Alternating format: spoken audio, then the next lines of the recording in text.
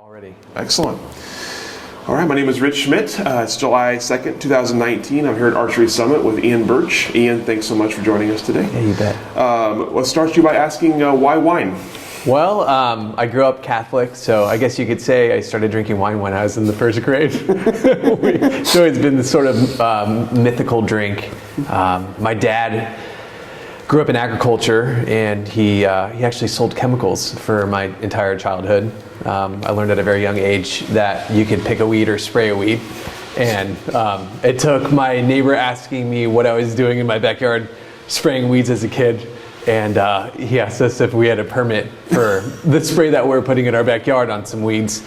So I went and told my dad, and I was like, hey, our neighbor's asking if we have a permit. And he's like, well, which one was it? And I was like, it's the fire guy. And he's like, okay, you're not spraying weeds anymore. I wish that guy had said something a lot sooner. I've actually gotten away from using herbicides the more I've gotten into this industry, and it's something that we're striving to do at Archery Summit now. I worked at Eating Land, and we were biodynamic for years. So I guess you could say that I grew up in a sort of a chemical environment in agriculture. I had a garden when I was a young kid and grew a variety of different things, including grapes. But I guess it was in high school where my teacher, Mr. Jin, talked about viticulture one day. And I raised my hand and asked him what that meant. And he said, it's the science of growing grapes. And I didn't think that was a possibility on this planet. But I'm glad that he did bring it up, because everybody's filling in college applications. It was like, what are you going to do when you graduate? And I knew at that moment that I wanted to make wine. And my philosophy is something better comes along, take it. And I don't think anything better has come along or will come along. I went to Cal Poly in San Luis Obispo.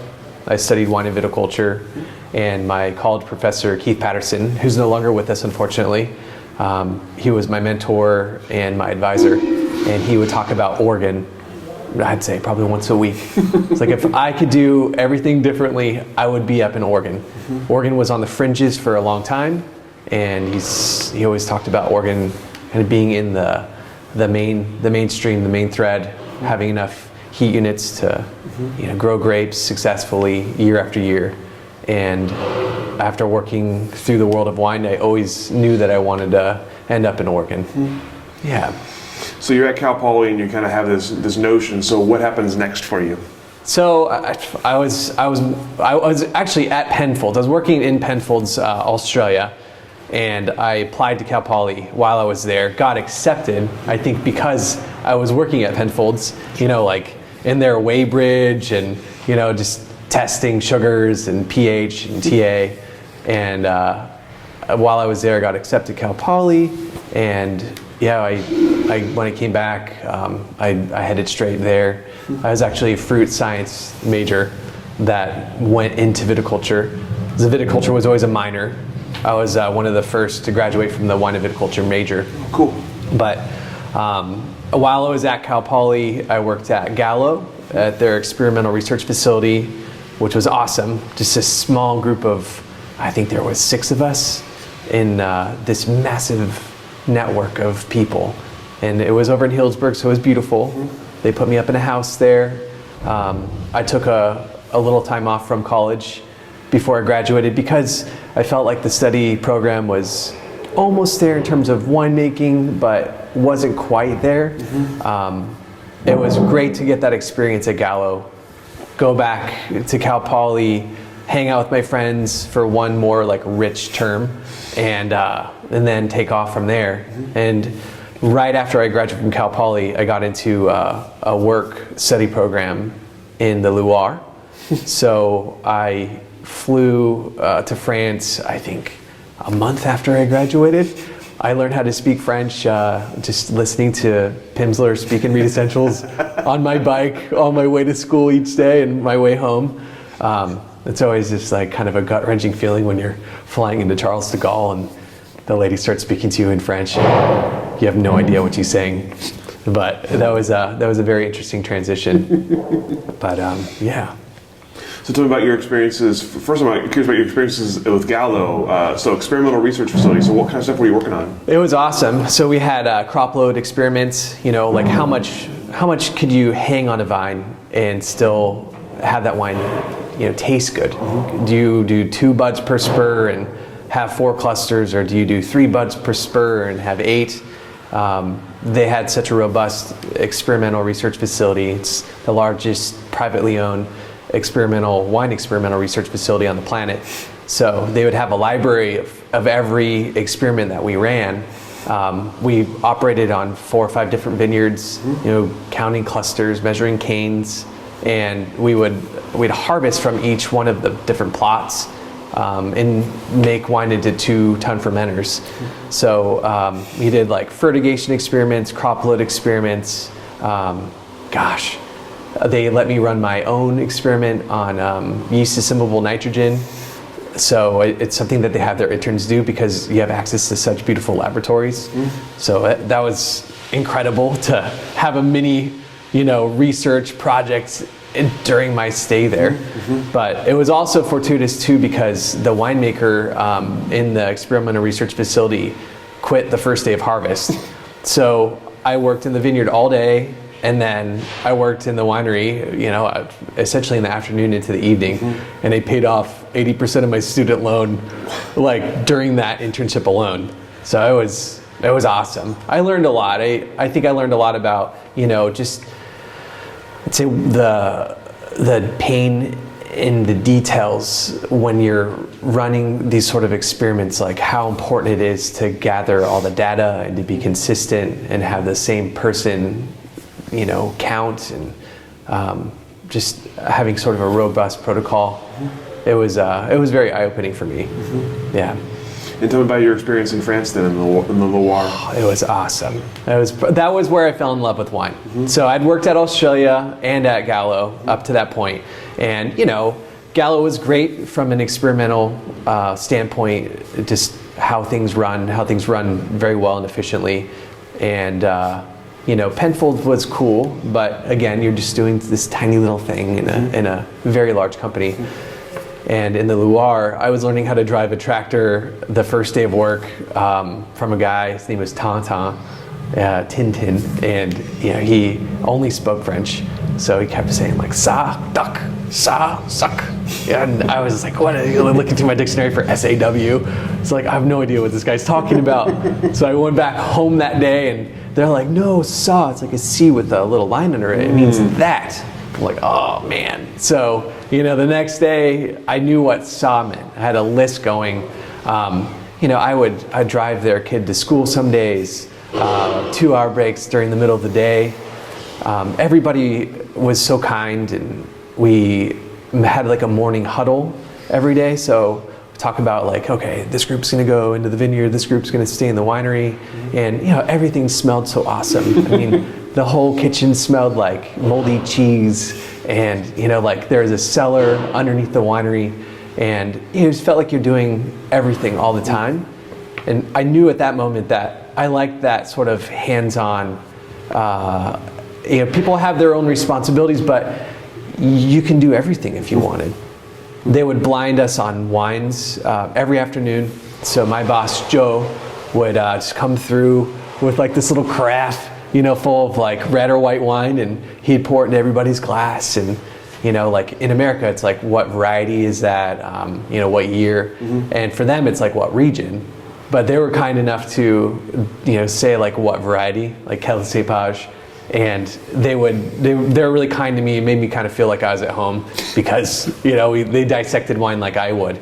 But just really sort of blossomed my breadth of wine knowledge, and I think because you couldn't speak a lot or communicate effectively all the time, like I just put all of my words into my hands and my muscles and just tried to just run hard and work my tail off to maybe overcompensate for the fact that I wasn't really good at communicating.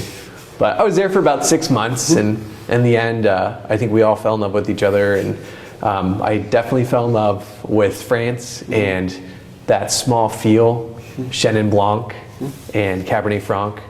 And yeah, it was probably my most formative experience to date in the wine industry. So you kind of fallen for it now. You were in it. And so what did you do next? How did you decide where to head next? So, I mean, I think it was how everybody likes to travel. I was out of college, so I was like, I still have time to kind of like have fun and learn. Mm-hmm. So I had my sights on New Zealand, and I went and I worked at, and I think I should have learned from my past. I worked for a place called Spy Valley in the Marlborough Valley, and it was a good experience. I think I sort of just settled for it because I needed to work somewhere. But it's just a larger place, lots of Sauvignon Blanc. Again, just sort of doing just something small in a large facility. The environment was beautiful. After that experience, though, I called up Ripon, which was on the bottom of the South Island, and I asked if I could prune for them. And she's like, oh well, I think we've got enough people. I was like, let me just sit down with you, please, and just have a conversation. So I sat down with Charlie Mills, the daughter of the owner who ran the vineyards, and we had a very nice talk. I explained to her that I'd love to prune for them. I wanted to stay in New Zealand a little while longer, make some money so I could afford to travel where I was going to go to next. And she said at the end of the interview, she's like, well, what if it snowed? Like, are you going to go and snowboard, or are you going to come to work? I'm like, I'm going to come to work. So she gave me the job. So New Zealand ended up on a very positive note. I always like to travel somewhere unwine related in between internships. So I used to go to Asia after I would intern somewhere, just to sort of lay low, be somewhere warm, not talk about wine, see if I could shake myself off the path. But that never happened. But then after New Zealand, I got a job working in South Africa. This place called Hoopenberg. It was right outside of Stellenbosch. Really young boss. He was English. He's like mid 30s, young 30s. So just still trying to figure out how to manage. So I got to learn a lot. I think from him, just trying to organize crews, how to build an estate, how to sort of like drive traffic through the tasting room, and I had a really, really nice experience there. This, I'd say probably the most divided place I've ever been. Just all the different layers of, black versus white, colored versus white, colored versus black. I mean, the amount of stories you would hear about, I guess the woes some of the workers had. Just this sort of, I guess, like how people were treated unfairly, how people are continued to be treated unfairly. That was very eye-opening for me. But we're making really tasty Chardonnay. I don't necessarily gravitate towards South African wine now.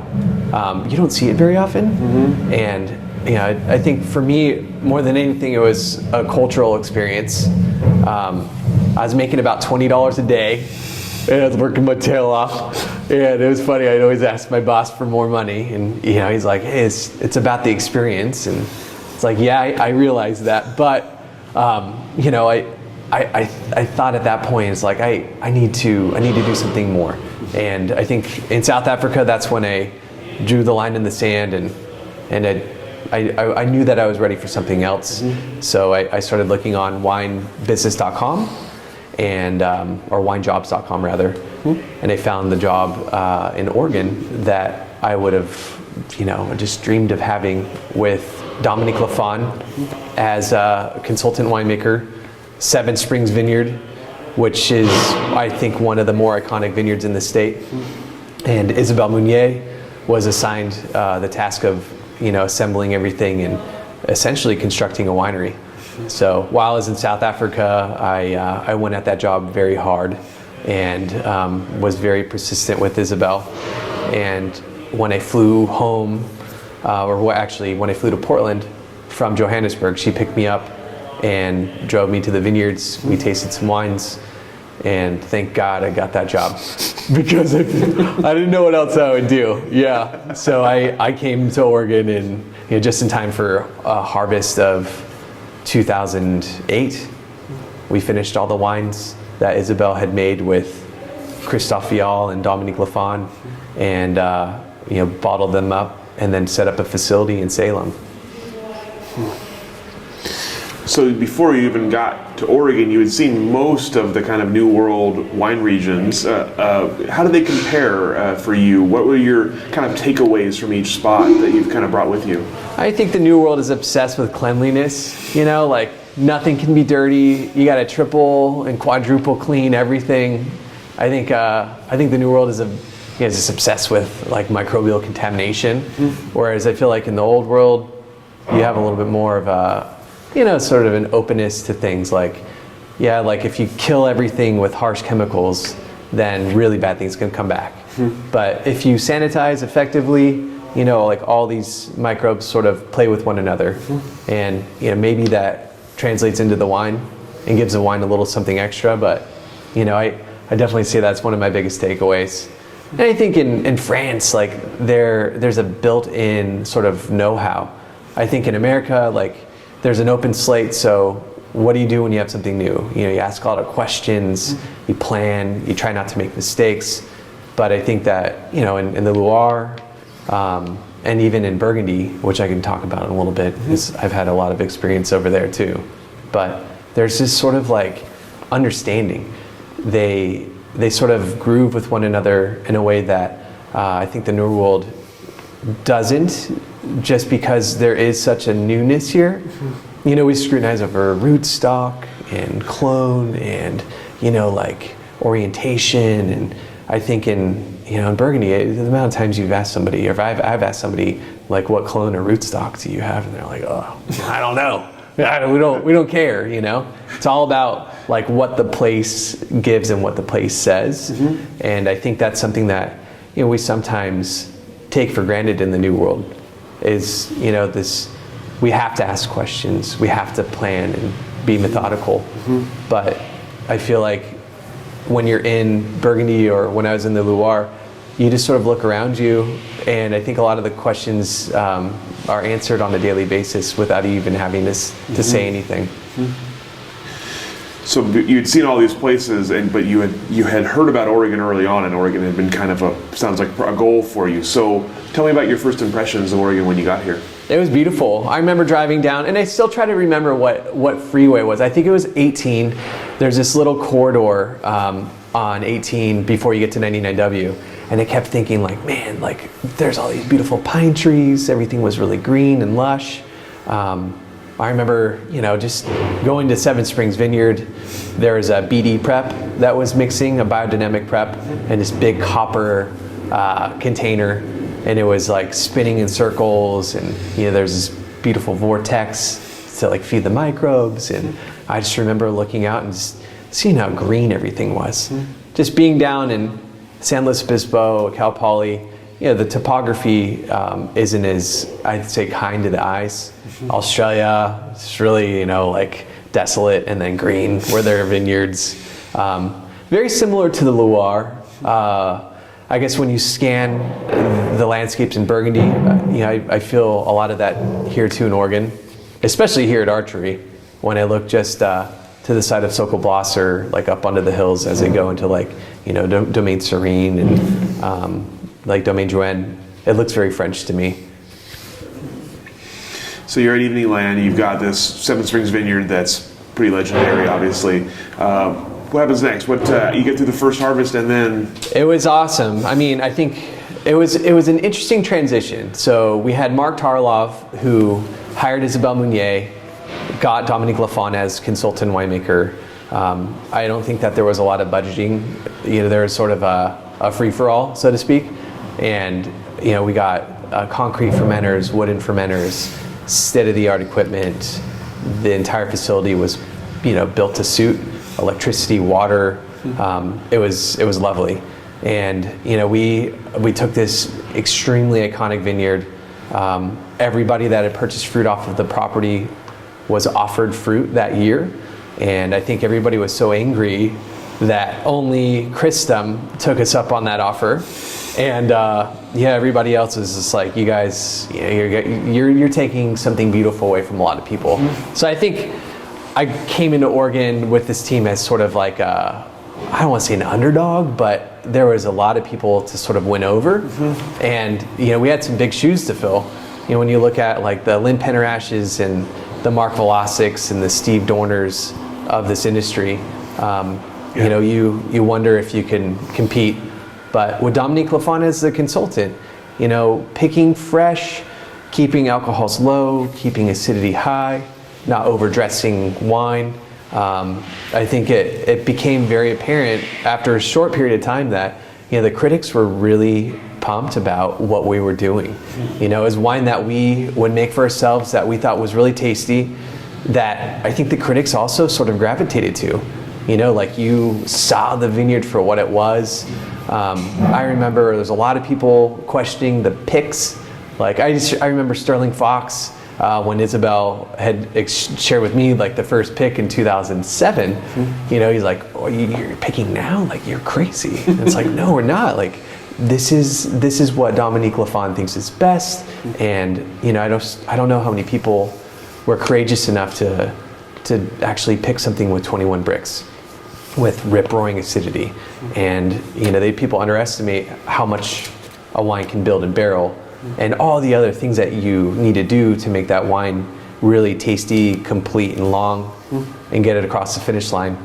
But I think being a part of that group, and a group that was really daring and I'd say brazen enough to just sort of change what Oregon had been doing, and I think despite the fact that there were a lot of people angry with us, I think that we started to get a little street cred, because I think the wines were showing well, and we're charging $150 a bottle for our Chardonnay. So I think a lot of the Somm community across the United States was just like, who the hell do these people think they are? Like, I don't know if all that wine sold, but it was a statement. And just getting that wine into the right people's hands, I think was really great for Evening Land. And I think it helped us achieve, I'd say, a rather rapid success, coupled with all the other pieces that we had in place. It was a really good learning opportunity for me. I know that there's a ton of money spent. I would say like it was a multi-million-dollar education, just not only on infrastructure and tanks, but also like at restaurants, just giving the Somm community wine, just getting it into the right people's hands. I think after a while, our owner realized that as successful as we were in the eyes of the critics, and we're getting great scores, I think that we could have maybe ran the company a little bit more efficiently, just from a monetary standpoint. So that started to come to a head while I was there, but it was fantastic. And while I was there too, Dominique Lafond would let me work harvest with him in Burgundy. So it's funny because when I was in the Loire with Domaine Joe Piton, at the very end of my trip, I got to taste at like Roman and Conti. I got to taste with the Domaine Dominique Lafond, Comte Lafond, and we went all over the Côte Nuit and the Côte de Beaune. It was such a cool experience. I had no idea where I was tasting and what I was doing, but I took meticulous notes. And I always remember Dominique Lafond smoking cigarettes in his cellar. And I wrote like incredible wines, like, it's just insanely good. And I was like, smoking winemaker. So I always had this thing, like this spot in my brain for this guy. So it's funny when I applied for the job, I look back in my notes, I'm like, oh my God, I actually tasted this guy's wine. I mean, they're 3,000 euros a bottle. Like, this is gonna be incredible to work with this guy. So I was able to work with him at his Domaine Dominique Lafond venture 2 years in a row, and we had an operation called Evening Land Côte d'Or. So we made wine in Burgundy. So we would share the same cellar as Dominique. So I got to work with him. I got to make wines for our brand, and then eventually in 2013. A winemaker in France needed an assistant, So they asked me if I wanted to be his assistant winemaker there, and I jumped on it. Our owner had bought a chateau, so my wife and I, essentially I quit my job at Evening Land, Oregon. She quit her job selling wine. We got our cat in a cat carrier and sold my car, rented out our house, and moved our lives over to France. And we're there for about a year, working in Burgundy, and it was incredible. I already had a huge love in my heart for the country, and it was really cool to actually be inside Burgundy and see how it operated. We were a negociant, so we would buy fruit, we would buy juice, sometimes we would buy finished wine, and just learning about the courtier and how they operate, how they dictate price. So I was there for about a year. I was hoping to be there longer, but there were a lot of changes being made in Oregon, and Isabelle Meunier was let go from Evening Land, and they asked me if I would come back and make wine in Oregon. So Raj Parr and Sashi Mormon were at the helm then, and it was great working with them. I had a lot of experience working with the old guard. Dominique Lafond was still the consultant for a little while, and Raj and Sashi, I'd say, put a little bit more of a playful edge on things. No sulfur when fruit came in, which is just really hard for me to wrap my mind around, because you can lose your fermentations to microbes very easily. So it was a learning curve in that sense. But after about a year of working with Raj and Sashi, I thought it was time to spread my wings. As hard as it was to leave Seven Springs, and especially working with Raj, this guy that tastes all over the planet and can get people's press programs or temperature curves on certain fermentations, or just any technique. It was really cool to kind of see wine through his lens. But in 2014, after harvest and all the wines were fit and stable, I made the move, and I started to work at Scott Paul in Carleton, and a little bit more eclectic, not as large of a production. They were going through some restructuring, and the president assembled a new team, rebranded the entire project. Very great group of people there. Some of the most incredible people I've ever met in my life. And Cameron Healy, who was the principal owner at the time, bought out Scott Wright from his share of the company. So Scott Wright Paul was no longer part of the company. Cameron Healy started Kettle Chips and Kona Brewing.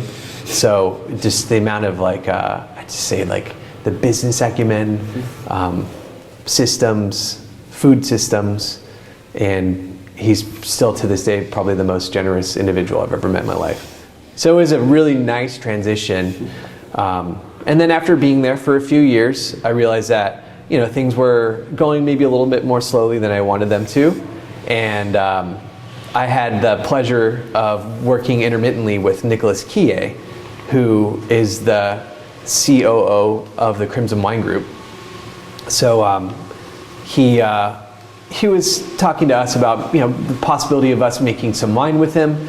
We had a contract with another winery in the area to make a secondary label, and we were playing around with the idea of making wine with him at the facility that he helped build in the Tri-Cities area of Washington. The prices are right. He was just such a nice guy, very, very bright, knows winemaking, knows sales. He's very business savvy. He's got his Master of Wine certification. So he's just a really good guy to get to know. And I texted him. I said, "Oh, congratulations on your new position as COO. They have the right guy for the job." And he always told me, it's not about knowing everything. Sometimes it's just about knowing a little bit more than the person sitting across from you. And I texted that to him, just like, har, har, har. And the next day he accidentally texted me about some basketball game or something. And I said, "Hey, wrong Ian, but it looks like you guys are hiring a winemaker at Archery Summit." like, looks like somebody else is looking too, right? So he wrote back like, I think you would be a great fit. Like, let's talk. So we talked. And in my departure from Scott Paul, I had started a wine consulting LLC, and I had began talking to a few potential clients, and I got really close to, sealing the deal. And Nicholas and I spoke, and I decided to go for this job, and it's been incredible. I mean, Archery Summit has been operating successfully for 25 years. Gary Andrus, I think, put some fantastic things in place and masterminding this operation after his setup of Pine Ridge and Napa. And, Lee Bartholomew and Anna Metzinger and Sam Tannehill, they're all people that I highly admire in this industry. And we've actually had them come in and give us like a sense of what the history of this place looked like. And, we're just trying to build an archive and, collect that history somewhere. And Chris Mays-Pink, my predecessor, he's always been a fun person to talk to in the industry.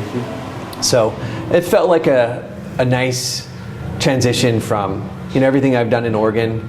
I feel like there's a lot of potential here, and I'm not indentured to any sort of style. I asked Nicholas, what sort of wine am I supposed to make, or can I make? And he just said, make good wine.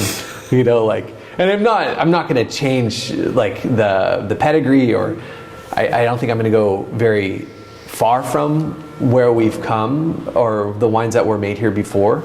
But I feel like Anna started to sort of feminize the wine style, and I feel like Chris Mays-Pink really started to show the place more by not using a lot of new oak influence and just being a little savvier in the vineyard. And that's something that I'm trying to carry on now. I think making these wines concentrated and finessed maybe in a different way than what was there before. I'd say giving the customer something that delivers, but maybe delivering just in a slightly different sense. And it's fantastic too, because we're building a Chardonnay program right now, and we're getting some fruit from the Olamide Hills, where I cut my teeth, and it feels good to be able to make a Chardonnay that can, I'd say, help Archery emerge as not only a strong peat producer, but a place that makes really tasty Chardonnay as well. So it's been great here so far, and I've only been here for about a year. Yeah, I was just going to say, you've been here about a year, so this is probably your first full cycle. Like, you've been there for a harvest, but now you've been here for the whole cycle since the last harvest. So tell me what you're kind of looking forward to in the upcoming, this harvest, next couple harvests. I mean, eliminating herbicides from our vineyards one at a time. Like, we stopped spraying herbicides here at Summit. Our vineyard manager is very amicable to eliminating that. Just trying to figure out how much it costs to switch, and I don't like to drink wines that have chemicals. You can get stuck in the minutia of like glyphosate breaks down to this and that, or it doesn't, or you can say we don't spray it so you don't have to consume it. So I think it's fun working with Tim. He's an incredible vineyard manager. He's been farming for 37 years in the Dundee Hills, and he's a rock. He's a great guy to work with, and I'm just looking forward to building my team up more. I've got Corey, who's been in the cellar for 15 years. Anthony, my enologist, he's been here for approximately 7, and Brandon just came on about a year ago. And I'd say in all of my career, there's probably been 3 or 4 teams that have just been singing, and you just sort of know every step they're taking, and you're dancing fast, but nobody's stepping on each other's toes. And I want to keep everybody that we have now and make sure they're happy. And I'd have to say too, Archery Summit is really good about taking care of people. You've got caves, and people walk in and they're just like, oh my God. Then the wines, they like the wine's good, so they want to bring their friends. So our hospitality program is really strong. Karina Gordon and Ken Bullock, I think, do a really good job of creating a very strong experience for people. And I think this is, and I don't know, you can quote me on this, but I don't know. But I'm guessing this is the first profitable winery that I've ever worked for. So it's kind of nice, like developing a budget and, I can't spend that because I didn't budget for it. And it's fun because, hospitality and the tasting room make money, and then I spend it all in production. So it's kind of a nice give and take. But I'd say, if anything, I want to maximize, the acreage we have. We have currently about 83 acres producing. We have some that are about to come into production. So with all 5 vineyards that we own and farm in the Dundee Hills, we have approximately the potential for 100 acres, which ironically, I think this is probably by design, fits perfectly into our cellar. So that's always a good thing. But we're always thinking about how to make our space more efficient. We've got a lot of tools because this is part of the Crimson Wine Group. We've got a lot of very bright individuals that work at different wineries that I can call up for advice. We've got a very robust accounting firm. Nicholas is very, very smart at looking at things intelligently. He doesn't make decisions or doesn't have ideas that are very foreign to me, which is so cool, because sometimes you do work with people that have a strange way of looking at things. So I do feel like we've got all the makings to continue a very positive legacy here, and make some ripples and make some tasty wines. Speaking of that legacy, how would you describe the legacy of Archery Summit and how it fits into kind of the Oregon wine history? I would say, Gary Andrus, he's one of his slogans is "bad to the bone." Like he liked to party. I think he liked to show people a good time, and I think he liked to make really incredible wines. I think Archery Summit, although there are other really strong players on this hill, I think Archery Summit is one of the more iconic Pinot producers in Dundee. Arcus, we purchased it in 1993. 7 acres of that vineyard was planted in 1973. So we have one of the oldest pieces of land in Dundee. And then of all 5 of our vineyards, all of them are different sizes. A lot of them have different aspects. I think we've done a really good job of kind of just making a reliable presence, making a reliable wine. And I think, in North America especially a lot of the New World, it's about the experience.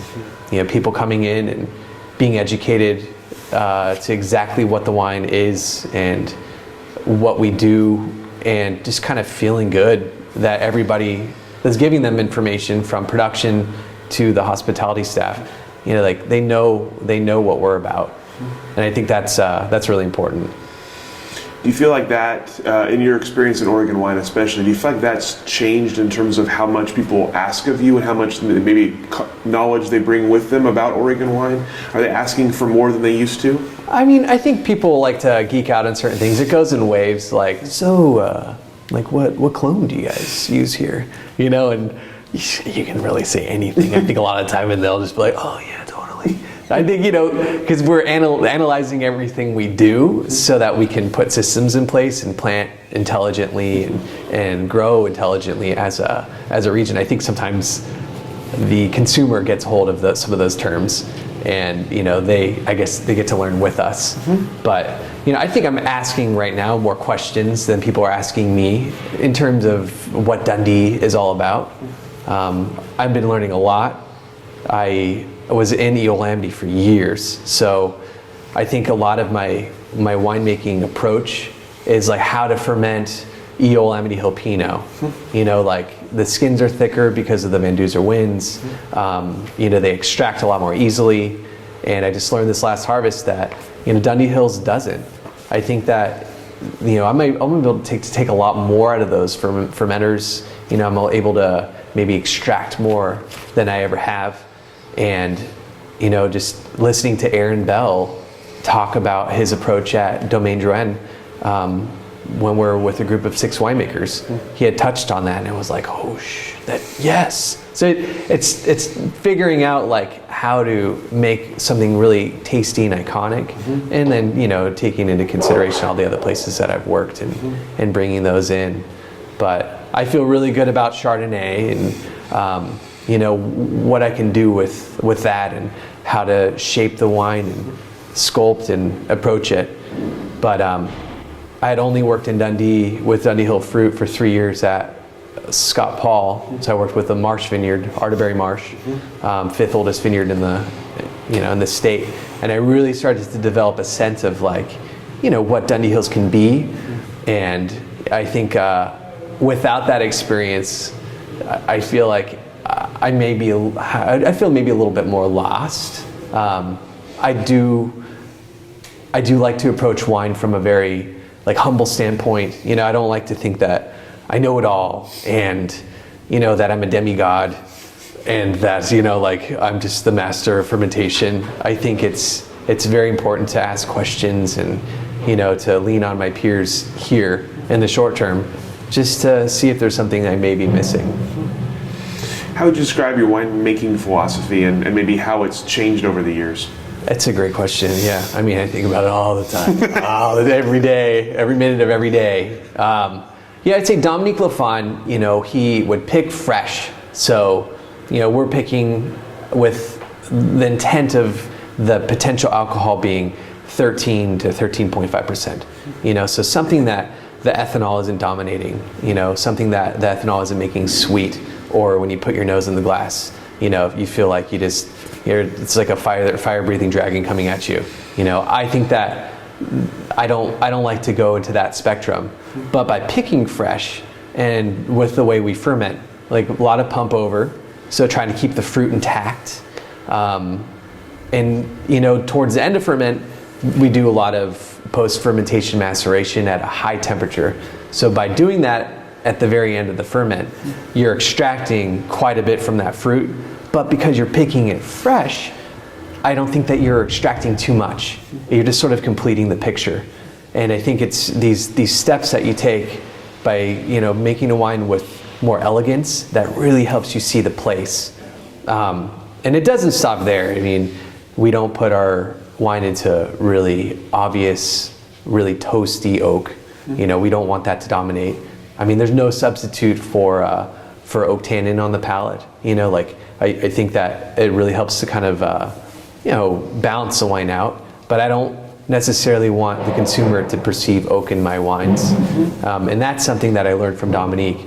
I think moving over to the Raj era of my Oregon career, there's just no sulfur. I tried it one more year after working with Raj and Sashi, and I'll never do it again because it's too scary for me. And it's not my wines and not my money, so I like to play it a little safer there. So I guess I'm conservative in that sense.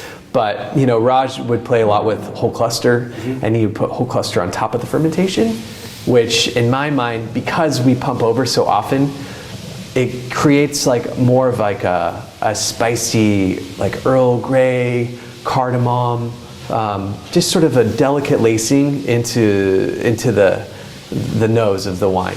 You don't necessarily get a lot of that whole cluster tannin, which I feel like if you put on the bottom of the fermentation, with how hot I like to get it post-ferment, I feel like you can get a lot of that, short-chained, more aggressive green tannin. So I learned, to put on top with Raj, I say pick and form the wine from Dominique. And I wavered a little bit. When I was at Scott Paul, my predecessor was Kelly Fox, who's very esoteric in her winemaking, and she's extremely playful. And I try to bridge the gap from esoteric to my Dominique Lafond roots, and I have never been, I'd say, more doubtful of wine I've made in my life.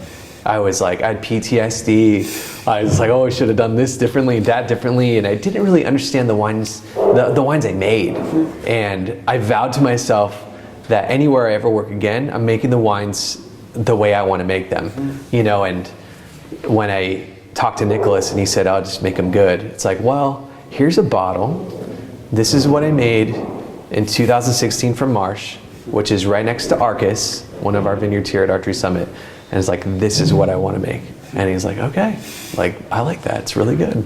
So, yeah, I think that's where I'm at now. I guess a lot of people I find in this industry, if they make wine a long time, they're just like, oh, this is the way I've been doing it. So why would I change it? But I think the best question you can ask yourself is, how do I make it better? Like, can I do something differently that I'm not thinking about now that'll make this wine better than I've done it before? Which causes you to, really test yourself. And we go through a process here where I actually write descriptions of the wines that I'm making. So my boss is like, okay, what are you going for? So it's like, Arcus. I want a little bit of whole cluster nuance to come through on the nose, darker fruited, actually blend of dark and red fruit, because I think Dundee Hills is a little bit more red fruited. But, like just a spattering of new oak, present tannins, but long and linear. And he's just, okay, how are you going to do that? And it's like, well, this is how I'm going to make the wine. So I write it all down. And then every single year, we'll pick a competitive set, something that Nielsen rated highly, somebody that's kicking butt here in the Dundee Hills. And we'll set up a double blind tasting. And we'll go through, and each one of my guys in production with Nicholas will rate the wines. We'll run statistics on them. And if ours is on the top, it's like, yay, we're doing something okay. But if ours is in the middle or on the far end of the tier, we have to question our approach. And is our approach, is it intelligent? So we're always sort of keeping ourselves on our toes so that we don't get complacent or comfortable. And I think it's really important. And a lot of that is driven by Nicholas, which is, one of the many reasons I admire the guy. Yeah. Sure. What does it mean for you to see a wine with Oregon on its label or Willamette Valley on its label?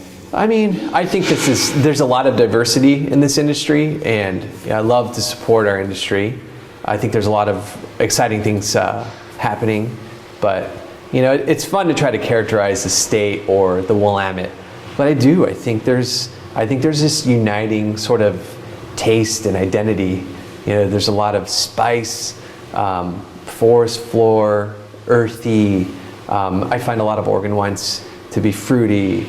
I think there's definitely an identity here, and when I'm looking at an Oregon wine, I guess it's something that I revert back to.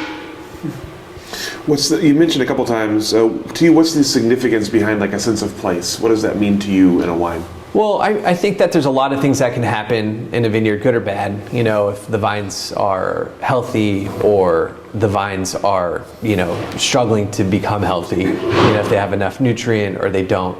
If they're in a rocky soil or they're in a deep soil.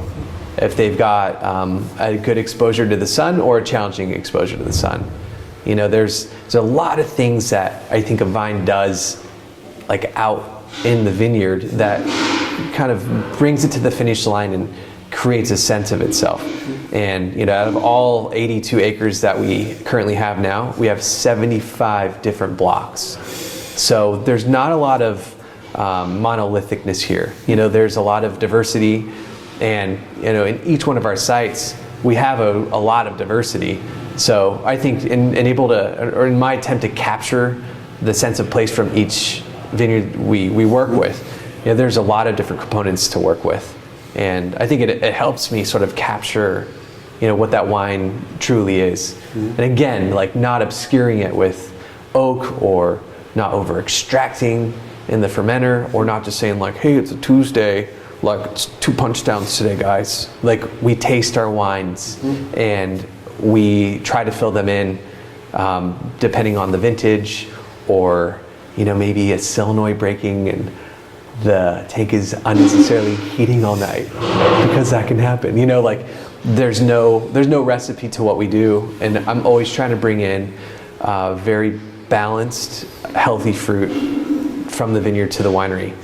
And I think that's what I think about when I think think about a sense of place. And then what about what you would hope a consumer would get from a bottle of wine that you made?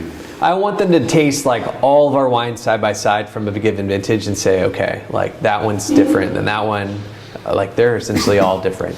And I like Arcus because it's the most textural, or I like Red Hills because it's the showboat and it's the prettiest and the most electric and fruity. You know, I want people to see, you know, sites and start to relate with them and grow with them, and you know, try to stay away from, you know, monolithic sort of drowning effect, so that all the wines can kind of speak their own way.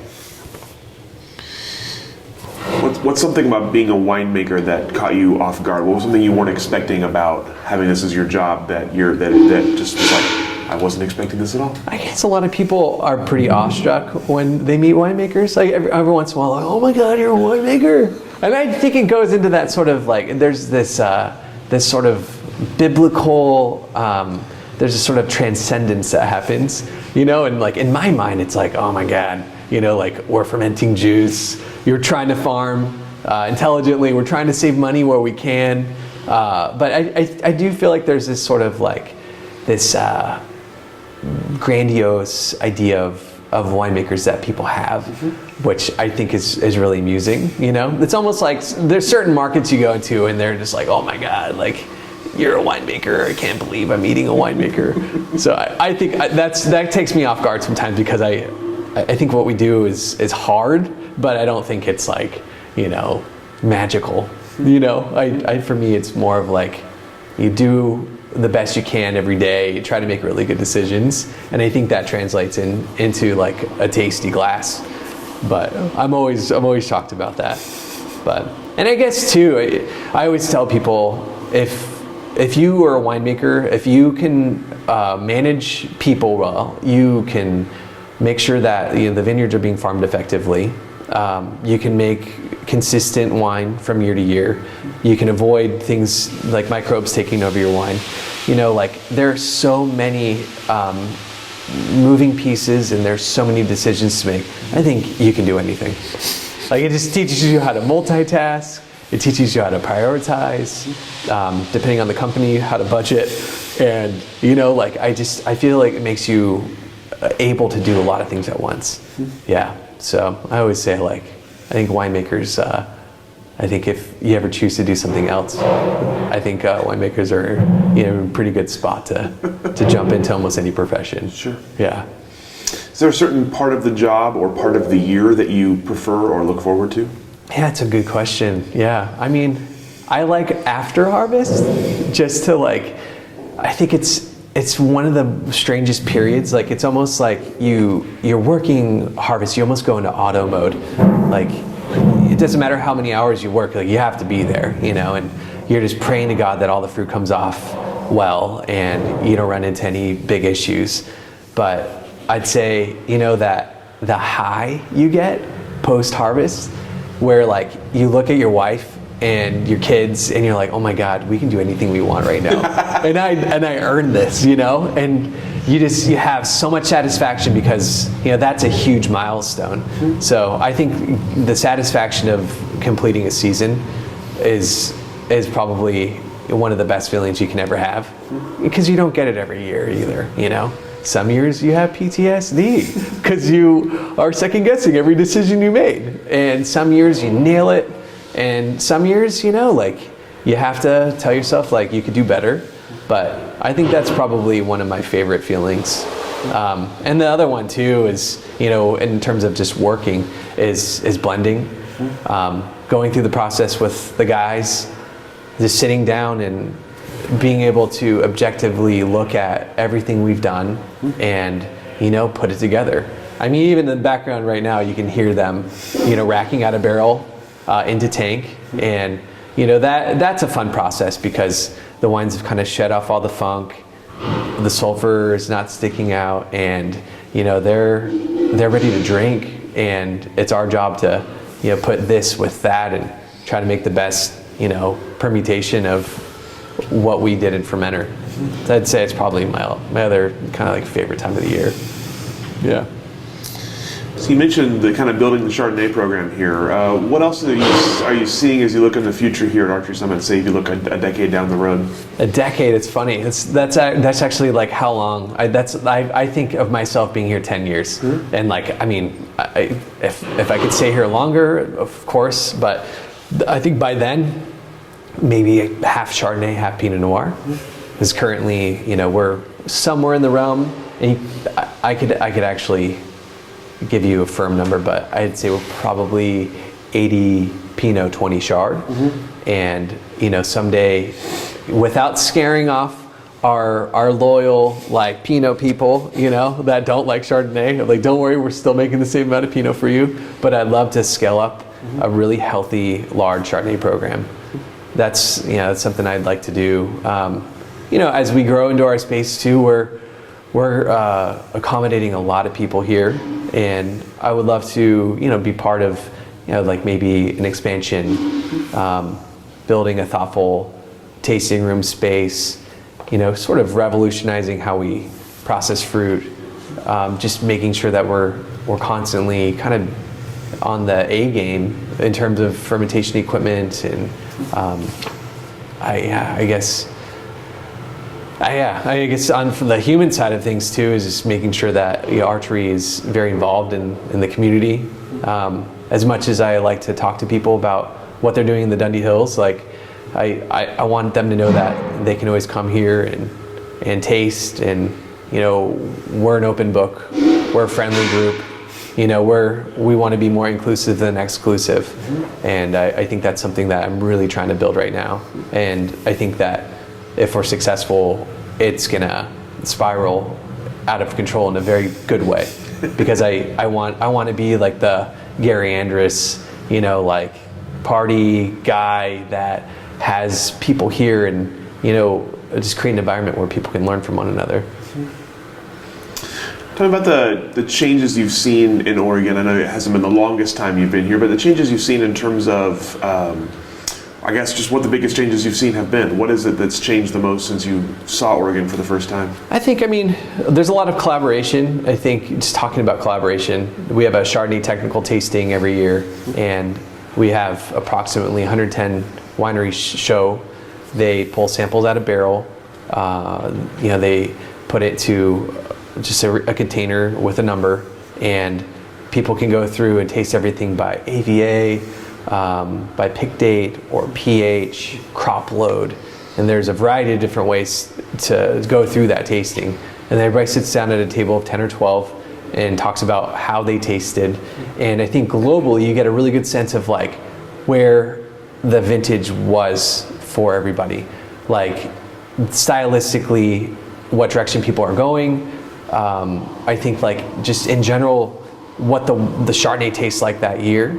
And it's a really good opportunity for people to talk to one another and, say, this works for me. Have you tried that? I don't know if that's working for you. Maybe you should try something else. I think it's really important. And there's miniature experiments that are done as well that are shared with the group at the same time. So it's efforts like those that I think make us better and stronger. And in terms of Pinot, I think there's so many people making Pinot and that have made Pinot for years that I don't know if there's like a forum that we could have like that, where you could be very honest with your neighbor and, just say like, that's not working for you, or that's working really well for you. So I think, I find myself talking to, smaller groups of people and figure out what's working well for them and what's not.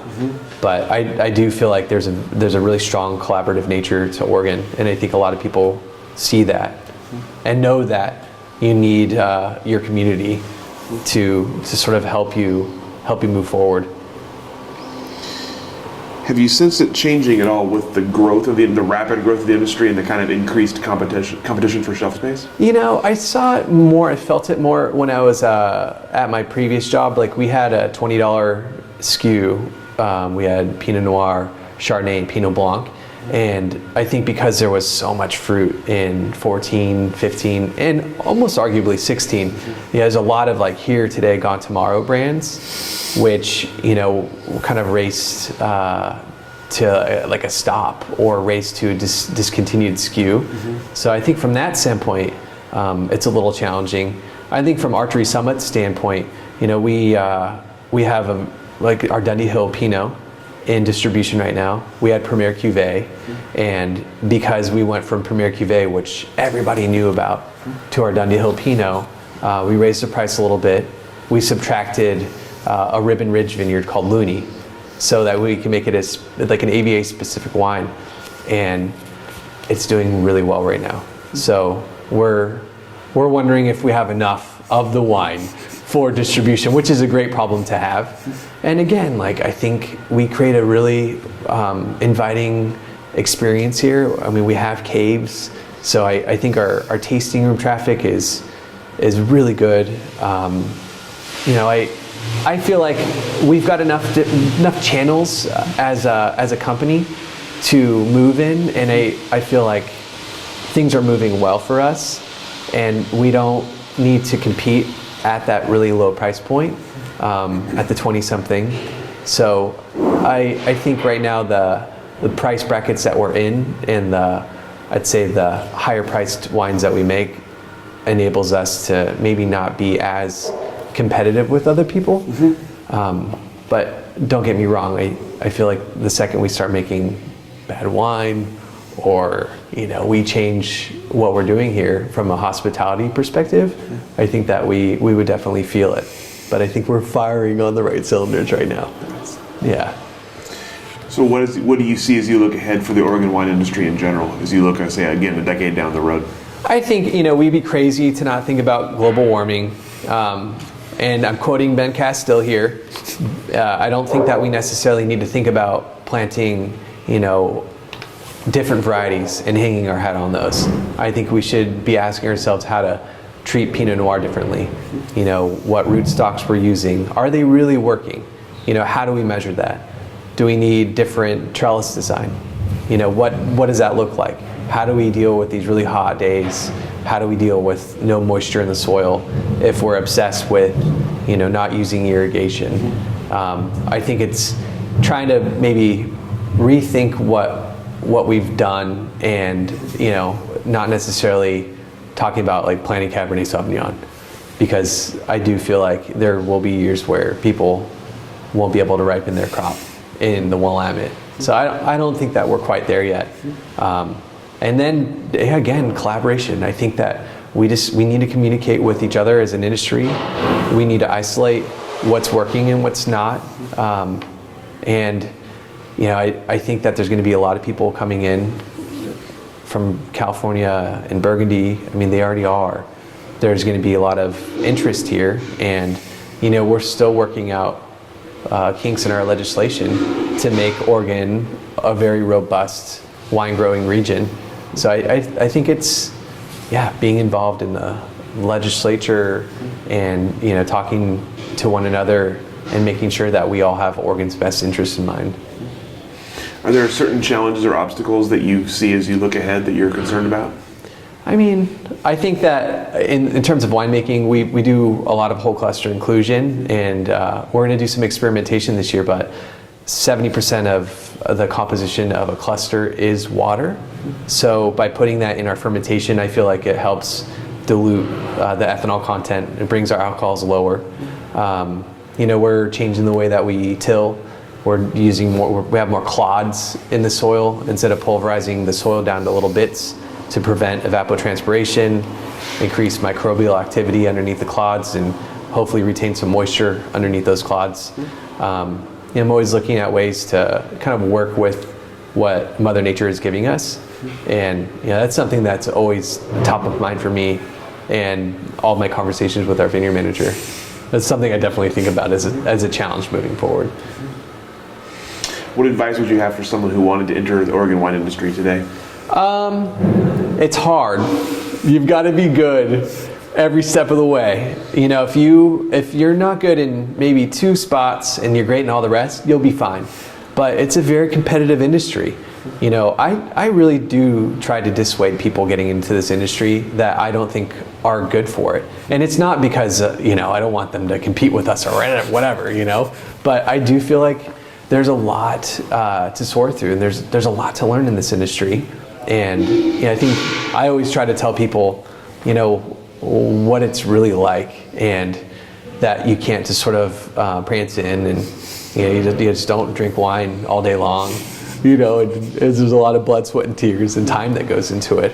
But I think on the flip side of that, when you see somebody that's hyper talented, that comes from a really strong background and is an asset to our industry, those are the type of people that you're like, here, like, come and hang out with us and, learn from us because we want to learn from you. But I think, attracting talent right now is a very smart thing to be thinking about as an industry. Okay. That's all the questions that I have for you. Is there anything we didn't cover that we should have? Anything I should have asked that I didn't? I mean, I just want to emphasize like how I'm just doing one little bit in this massive cog at Archery Summit. I just want to say that without our team, we wouldn't be who we are. And my guys in production work their tails off. Like, the people we have in the vineyards are incredible, and hospitality again. They bring people through here. They help kind of build our brand, and I'd say the biggest reason people perceive us the way they do. So I just want you guys to know like how important I think our team is here. Sure. Yeah. Absolutely. Well, thank you so much for your time, for your answers. Oh, totally. And we'll go ahead and let you off the hook. Awesome.